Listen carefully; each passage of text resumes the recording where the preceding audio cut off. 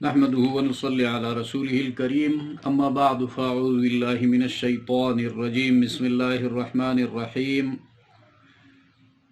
وإذ قلنا ادخلوا هذه القرية فكلوا منها حيث شئتم رغدا وادخلوا الباب سجدا وقولوا حطة نغفر لكم خطاياكم وسنزيد المحسنين فبدل الذين ظلموا قولا غير الذي قيل لهم فأنزلنا على الذين ظلموا رجزا من السماء بما كانوا يفسقون صدق اللہ العظیم۔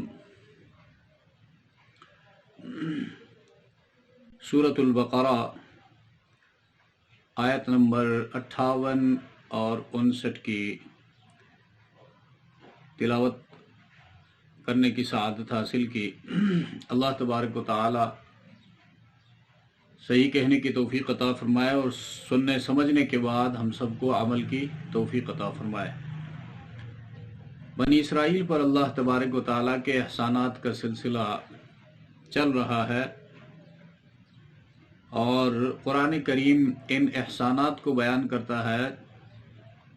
اس کے پیچھے یہی مقصد کار فرما ہوتا ہے کہ اللہ تبارک و تعالیٰ کا تعلق انسان کے کردار کے ساتھ ہے، انسان کی سیرت کے ساتھ ہے، اور من حیث الانسان اللہ کی دشمنی یا دوستی کسی کے ساتھ نہیں ہے۔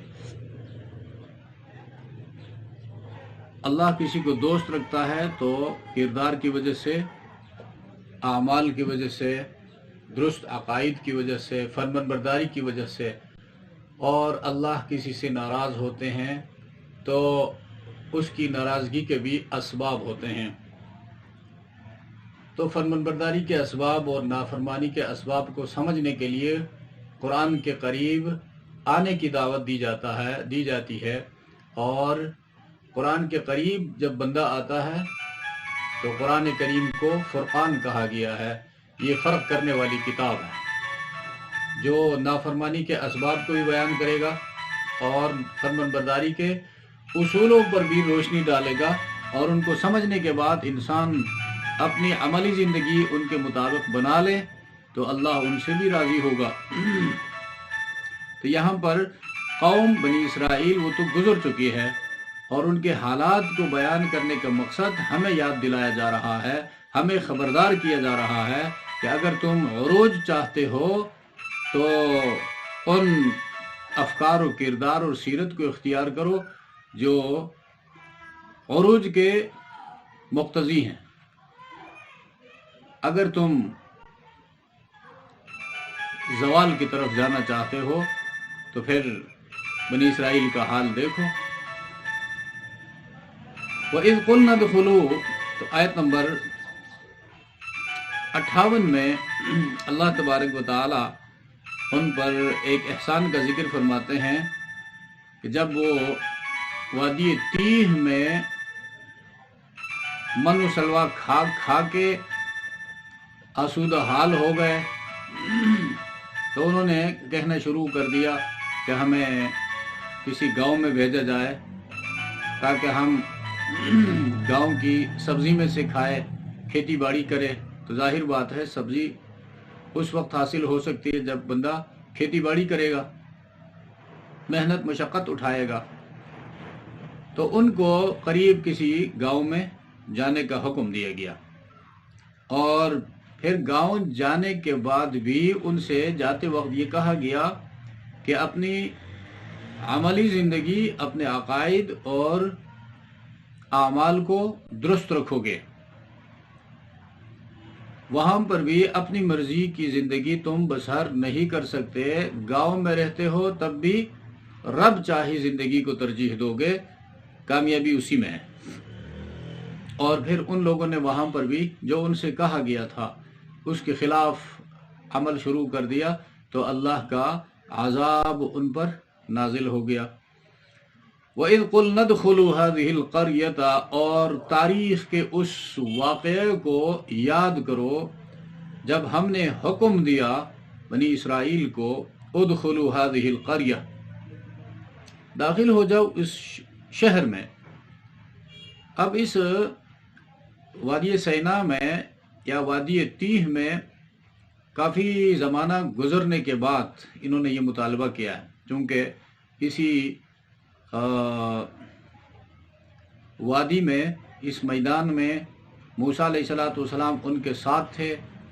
موسیٰ علیہ السلام کی وفات اسی میدان میں ہوئی ہے۔ حضرت ہارون علیہ السلام ان کے ساتھ تھے، ہارون علیہ السلام کی وفات بھی اسی میدان میں ہوئی ہے۔ اور پھر حضرت یوشع ابن نون علیہ السلام جو موسیٰ علیہ السلام کے خادم تھے، اور موسیٰ علیہ السلام کی وفات کے بعد ان کو نبوت سے سرفراز کیا گیا۔ یہ اس وقت کا بیان ہو رہا ہے۔ ان سے کہا گیا ہذہ القریہ، یہ قریہ گاؤں کو کہتے ہیں۔ اس گاؤں سے مراد قرآن کریم نے نوٹیفائی نہیں کیا ہے، اس کا تعین نہیں کیا ہے یہ کون سا گاؤں تھا۔ جیسے میں نے پہلے عرض کیا تھا، قرآن کریم جغرافیہ کی کتاب نہیں ہے کہ علاقوں کا لوکیشن بھی بتا دے اور اس کی مٹی کے بارے میں بھی تحقیقات دے دے، اس علاقے کے پتھروں کے بارے میں بھی معلومات دے دے۔ قرآن ہدایت کی کتاب ہے، تو ان باتوں کے پیچھے پڑھ کر اپنا وقت جو ہے زیادہ ضائع نہ کیا جائے۔ قاریہ قرآن نے کہا کوئی گاؤں تھا، اس گاؤں میں جانے کا حکم دیا گیا۔ تو اسے یہ بھی پتہ چلتا ہے اس وادی تیہ کے قریب اردا گرد گاؤں میں لوگ بستے تھے، اس لیے قرآن نے ان کو گاؤں میں جانے کا حکم دیا۔ اذ قلنا ادخلوا هذه القرية، تو مفسرین کی اپنی کوششیں ہوتی ہیں کہ قریہ سے مراد، وہ پھر اس پر غور و فکر کرتے ہیں اور متعین کرنے کی کوشش کرتے ہیں آثار اور قرائن سے کہ جی یہ گاؤں ہو سکتا ہے، اس کی دلیل یہ ہے۔ تو وہاں پر قریب ہی جو گاؤں تھا اس کا نام تھا اریحا۔ اریحا گاؤں میں، جس کو آج کل جریکو کہا جاتا ہے، فلسطین کا علاقہ جریکو۔ اور پھر جغرافیہ کے حوالے سے پھر یہ بھی ذہن میں رکھو، ایک ہے جغرافیہ قرآنی۔ قرآن کریم جن علاقوں کی بات کرتا ہے اس زمانے میں اس کا جغرافیہ کچھ اور تھا، وسیع تھا، اور اس کے بعد مسلمان جب زوال کی طرف گئے تو اسلام کے دشمنوں نے اس جغرافیے میں بھی تبدیلی کر ڈالا۔ مثلا یہی فلسطین، اور فلسطین بہت بڑی سلطنت تھی جس میں شام، موجودہ فلسطین اور مصر کا کچھ حصہ، کنعان، اردن، ان ممالک کے مجموعے کو فلسطین کہا جاتا ہے۔ اور بعد میں پھر ان لوگوں نے جو اسلام کے مخالفین تھے، اسلام کے دشمن تھے، اور انہوں نے اس جغرافیے کو تہس نہس کر کے رکھ دیا، 5 ملکوں کا مجموعہ بنا دیا۔ اور جس طرح حجاز مقدس ہے اور یا سلطنت عثمانیہ ہے، وہ بہت بڑی سلطنت تھی، اس سلطنت کو انہوں نے ٹکڑے ٹکڑے کر دیا اور ان کے ناموں میں بھی تبدیلی کر ڈالا۔ تو اس حوالے سے مطالعہ کرنے والوں کو مطالعہ کرنے کی ضرورت ہے۔ جغرافیہ قرآنی تصنیفات ہیں، اس پر سید سلیمان ندوی رحمہ اللہ کی کتاب ہے ارض القرآن، بہترین تفصیلی کتاب ہے۔ اور جغرافیہ قرآنی مولانا عبد الماجد دریابادی رحمہ اللہ کی ہے، اور ارض القرآن مولانا مودودی صاحب کی ہے۔ ان تمام میں ان معلومات کو فراہم کرنے کی کوشش کی گئی ہے کہ ان علاقوں سے مراد کیا ہے۔ تو بہرحال ہدایت کے لیے ان لوکیشنز کا، ان جغرافیہ کا معلوم ہونا ضروری نہیں ہے۔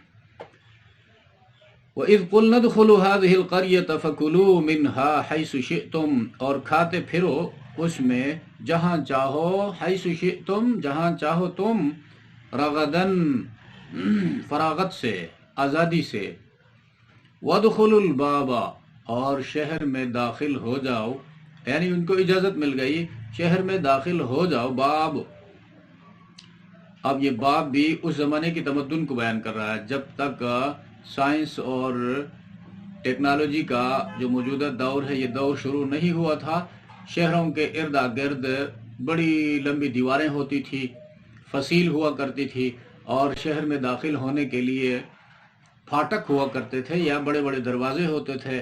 جس طرح پشاور میں جائیں تو کوہاٹی دروازہ ہے، سرچاہ گیٹ ہے، اور آسیہ گیٹ ہے، اور اس طرح لاہور میں جاؤ تو دہلی دروازہ ہے، موچی دروازہ ہے، وغیرہ وغیرہ. اس قسم کے دروازے ہوتے تھے، اور ان دروازوں سے لوگ داخل ہوتے تھے اور باہر نکلتے تھے. تو یہاں پر بھی ادخل الباب، داخل ہو جاؤ دروازے میں، سجدن، سجدہ کرتے ہوئے. اب یہ سجدہ ایک تو نماز کا سجدہ ہوتا ہے، پیشانی زمین پر بندہ رکھتا ہے، عاجزی کا اظہار کرتا ہے. ایک ہے سجدہ جس طرح سجدے میں عاجزی کرتا ہے، اس طرح ان سے کہا گیا کہ زندگی کے معاملات میں عاجزی سے پیش آ جاؤ، اللہ کا بندہ بن کر زندگی بسر کرو تو اس شہر میں جا سکتے ہو. وقولو، عملی زندگی تمہاری عاجزانہ ہو، عاجزی کیوں، اللہ کے حضور عاجزی دکھاؤ، اور زبان سے ہمیشہ کیا کہو، حطتن. حطتن، حطہ کا معنی ہے حط یحط، حط عنا خطایانا، یا اللہ ہم سے ہمارے گناہوں کو بخش دیجئے. نغفر لکم، جب تم بخشش مانگو گے تو ہم تمہیں بخش دیں گے، جب تم درگزر کرنے کی درخواست کرو گے تو ہم تم سے درگزر کریں گے. خطایاکم وسنزید المحسنین، اور ہم زیادہ بھی دیں گے مخلص بندوں کو، محسنین احسان کرنے والوں کو، نیکی کرنے والوں کو، اخلاص سے زندگی بسر کرنے والوں کو. تو ان سے دو چیزیں مطلوب تھی، ایک سجدہ اور دوسرا قولوا حطۃ نغفر لکم، یعنی استغفار پڑھتے ہوئے کہ یا اللہ ہمارے گناہوں کو بخش دیجئے، ہماری کوتاہیوں سے درگزر کیجئے. تو جب تم یہ کرو گے تو ہم مغفرت کا اعلان کریں گے. اور اوپر کہا کہ با فراغت کھاؤ اللہ کی نعمتوں سے، اور صرف عملی زندگی میں سرکشی کا مظاہرہ مت کرو، اور اپنی کوتاہیوں سے درگزر کرتے رہو، درگزر مانگتے رہو اللہ سے، گناہ بخشواتے رہو. وسنزید المحسنین. فبدل الذین ظلموا، پھر بدل دیا ظالموں نے بات کو، قولا بات کو، غیر الذی قیل لهم، خلاف اس کے جو کہہ دی گئی تھی ان سے. اب بات کو بدلنا وہ تو شریعت کا حکم ہوتا ہے، ان کو جو کہا گیا تھا وہ تو اللہ کا حکم تھا، اللہ کے حکم کو انہوں نے بدل ڈالا. اب یہاں سے کیا بدل ڈالا انہوں نے؟ سجدن، ان سے کہا گیا تھا عاجزی سے، عاجزی کے ساتھ داخل ہو جاؤ، زندگی بسر کرو عاجزی کے ساتھ، خاکساری کے ساتھ، اور زبان سے استغفار پڑھتے رہو، گناہوں کو بخشنے کی درخواست کرتے رہو اللہ سے. اس کے مقابلے میں ان لوگوں نے جو ان سے بات کہی گئی تھی اس کو بدل ڈالا. کس چیز سے؟ تکبر سے. عاجزی کے بجائے انہوں نے تکبر کیا، اپنے آپ کو بڑا جانا، غرور کے ساتھ داخل ہوئے، اور زبان سے استغفار کے بجائے ان سے کہا گیا تھا حطتن کہو، انہوں نے کہا حنطتن. حنطہ اناج کے دانوں کو کہتے ہیں، گیہوں کے دانے ہمیں چاہیے، مغفرت سے ہمارا کیا کام ہے؟ تو بدل ڈالا. تو شریعت کے احکامات کو بدلنے کے حوالے سے یہ بات مد نظر رہنی چاہیے. شریعت اسلامی میں بعض چیزیں مثلا دعاؤں میں یا دوسرے احکامات میں، دین ہمارا چونکہ عربی زبان میں ہے، بعض چیزیں ہیں جن میں الفاظ بھی مطلوب ہیں، معانی بھی مطلوب ہے، دونوں مطلوب ہیں، اور بعض چیزیں ہیں جہاں پر الفاظ مطلوب نہیں ہے، معانی درست ہوں تو کافی ہے. اب یہاں پر الفاظ بھی مطلوب، معانی بھی مطلوب. مثلا اذان ہے، اذان عربی زبان میں ہونی چاہیے. اب اللہ اکبر کے بجائے کوئی بندہ اردو میں اللہ سب سے بڑا ہے، اللہ سب سے بڑا ہے اسپیکر میں پکارتا رہے. یا قرآن مجید کی تلاوت جو ہے، تلاوت میں الفاظ بھی مطلوب ہیں، اس کے معانی کو سمجھنا بھی مطلوب ہے، دونوں مطلوب ہیں. لیکن الفاظ وہ کہے الفاظ کو تو میں ویسے بھی نہیں جانتا ہوں، لہذا اردو پڑھتا رہوں گا. یا کوئی انگریزی خوان ہے تو انگریزی پڑھتا رہے، یا فارسی جاننے والا ہے فارسی پڑھتا رہے، یا کوئی مقامی زبان جاننے والا ہے مقامی زبان جانتا رہے، تو اس سے دین کا حلیہ بگڑ جائے گا. تورات اس طرح بگڑ گئی، انجیل اس طرح بگڑ گئی، ان لوگوں کے ہاتھوں سے نکل گئی، انہوں نے اس میں تبدیلیاں کر ڈالا، ہو کے رفتہ رفتہ زمانے کے گزرنے کے ساتھ ساتھ اصل تعلیمات سے وہ ہاتھ دھو بیٹھے، وہ گمراہی پھیل گئی. تو یہاں پر الفاظ بھی مطلوب ہیں، معانی بھی مطلوب ہیں، کسی ایک پر اکتفا نہیں کیا جا سکتا، اس لیے کہ عربی جو ہے دین اسلام کا سرکاری زبان ہے. تو بعض لوگ آج کل اس بات پر زور دیتے ہیں کہ خطبہ جو ہے جمعے کا خطبہ اردو میں ہونا چاہیے. بھئی ہم کہتے ہیں اردو میں ہونا چاہیے، دوسرے کہیں گے انگلش میں ہونا چاہیے، تیسرے کہیں گے فارسی میں ہونا چاہیے. تو جس طرح پاکستان کی سرکاری زبان اردو ہے، اسی طرح دین اسلام کی سرکاری زبان عربی ہے. قرآن کی زبان عربی ہے، سنت کی زبان عربی ہے، حدیث نبوی کی زبان عربی ہے. تو اس زبان کو سیکھنا چاہیے، اس زبان کے رموز اور باریکیوں کو سمجھنا چاہیے، اس زبان کے ٹیمپریچر کو سمجھنا چاہیے، اس زبان میں جو بات جس انداز میں کہی گئی ہے اس سے مسئلہ کیا نکلتا ہے. بات نرم کی گئی ہے جو زبان کو سمجھنے والا ہی سمجھ سکتا ہے کہ اس زبان میں جب اس انداز میں بات کی جائے تو اسے معنی یہ نکلتا ہے، اور جب دوسرے انداز میں بات کی جائے تو زبان کو سمجھنے والا ہی سمجھ سکتا ہے کہ اس کا معنی کیا ہے، اس زبان میں حرارت کتنی ہے، ان الفاظ میں اس جملے کے اندر تیزی ہے، حدت ہے، وہ کتنی ہے. تو تبدیلی کی اجازت نہیں ہے. ایک صحیح بخاری کی حدیث میں آتا ہے، ایک دیہاتی آئے نبی علیہ السلام کے پاس، اور پیغمبر علیہ السلام نے ان کو دعا سکھائی، اور واپسی پر دوسری مرتبہ جب حاضری دی تو نبی کریم صلی اللہ علیہ وسلم نے ان سے کہا میں نے جو سکھایا تھا وہ ذرا پڑھ کر سناؤ. تو اس نے وہ دعا پڑھ کر سنائی، وَبِرَسُولِكَ الَّذِي أَرْسَلْتَ. یہ حدیث کا ایک جملہ میں نے پڑھ کر سنایا. تو نبی علیہ السلام نے فرمایا نہیں، میں نے اس طرح آپ کو نہیں بتایا تھا، میں نے بتایا تھا وَبِنَبِيِّكَ الَّذِي أَرْسَلْتَ. دیکھو نبی اور رسول میں اللہ کے رسول نے فرق کو ملحوظ رکھا کہ رسول اور نبی میں فرق ہوتا ہے، اور اس آنے والے نے جو اللہ کے رسول نے اس کو سکھایا تھا اس کو چینج کر دیا، نبی کے بجائے رسول کہا، تو اللہ کے رسول نے اس کو متنبہ کیا، خبردار کیا. تو اس سے بھی معلوم ہوتا ہے کہ الفاظ کو چینج نہیں کرنا چاہیے. ہاں جہاں فرق نہیں پڑتا ہے، مثلا روزمرہ کی دعاؤں میں بندہ اپنی زبان میں دعا مانگے اور شریعت کے حدود کے اندر رہ کر دعا مانگے، یا معصورہ دعائیں ہیں ان دعاؤں کے جو معانی ہیں وہ اپنی زبان میں، پشتو میں، اردو میں، سرائکی میں، اور جو بھی اس کی مادری زبان ہے اس میں، چونکہ دعا میں عاجزی، خشوع، خضوع رکن ہے دعا کا. ہاں البتہ وہاں پر بھی یہ بات ہے، عربی زبان پر عبور حاصل ہے اور خشوع خضوع برقرار رکھ سکتا ہے تو عربی میں دعا مانگے تو اچھی بات ہے. اچھا، تو ان لوگوں نے فبدل الذین ظلموا قولا، تو فبدل الذین، دین کی اصطلاحات کو چینج کرنے والے، تبدیل کرنے والوں کو کیا کہا قرآن نے؟ ظلموا، ظالم کہا. انہوں نے بات کو بدل ڈالا خلاف اس کے جو ان سے کہی گئی تھی. ان سے یہ کہا گیا تھا کہ استغفار پڑھو، عاجزی سے زندگی بسر کرو. قیل لہم، جو ان سے کہا گیا تھا. فانزلنا، تو اس کا نتیجہ کیا ہوا؟